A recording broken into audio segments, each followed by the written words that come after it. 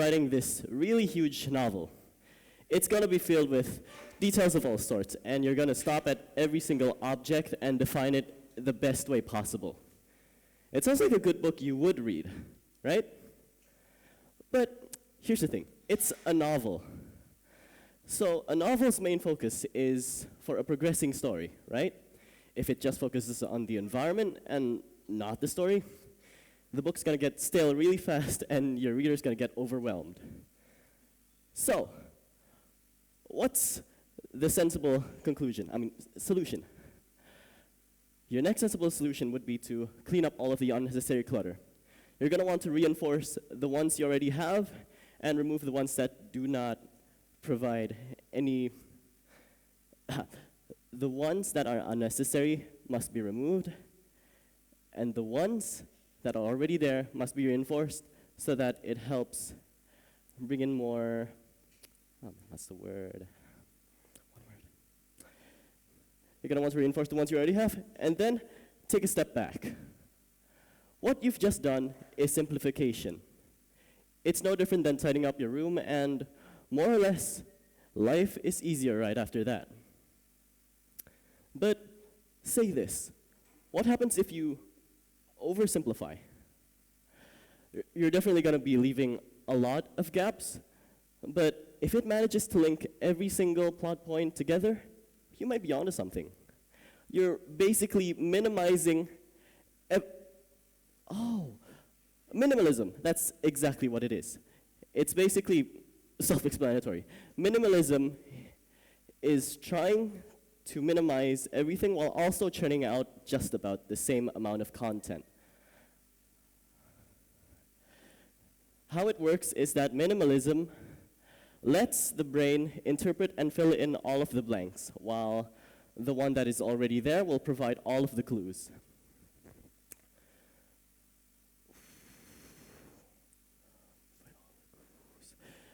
Minimalism is usually done by emphasizing simplicity, and sometimes even incorporating emptiness into the subject. A good song might have very long spaces for the notes to resonate in. A good logo might be memorable simply because of its shape, and a good story might involve an abstract environment and an abstract plot line. Sometimes minimalism isn't always less everything. It might involve, minimalism is not always about less everything. It might involve the more neglected subjects. Say, a rock song might have greater guitar a rock song might reduce the guitar playing in exchange for a more intricate bass line. But no, we can move on with another example. You know the Instagram logo back in 2011, right? It used to look like a hyper-realistic camera. But now in 2024, that is no longer the case.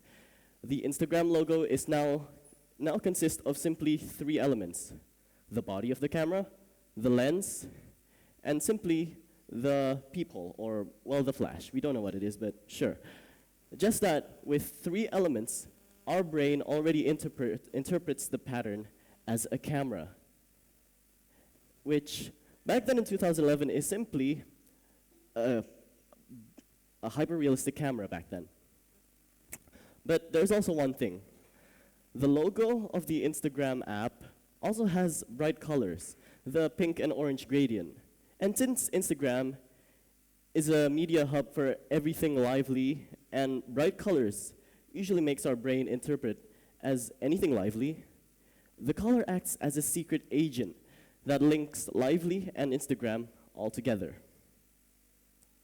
Now, of course, not everyone has to like minimalism, and obviously there are a lot of people out there that are completely against the concept of minimalism, but it is very important that whatever style you're going for, it must fit the target audience.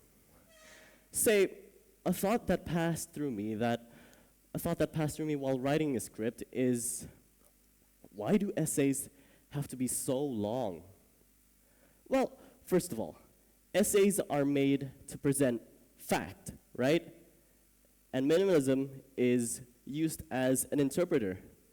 Now, what kind of person on earth would interpret fact while it's already there? Essays have to be long so they address any misunderstandings and every single content within it, while minimalism involves the brain to interpret all of the missing ones, which does not mix well with true fact. And that is why essays are so long, and it's especially why styles have to fit the target audience. Of course, there are many ways to convey something you have in mind to someone else. And most often, people would add their own flair to make it more unique, more deeper, or simply more easier to digest. Minimalism is one of my flares, and it's exactly why I like it. Minimalism, the fun thing about minimalism is that it makes us think, and really understand the subject before, once you piece everything all together, you will take a step back, look at the big picture, stroke your chin, and think to yourself, man, what a genius. Thank you for listening, everyone. My name is Arfa Aksar Nazar. Until then.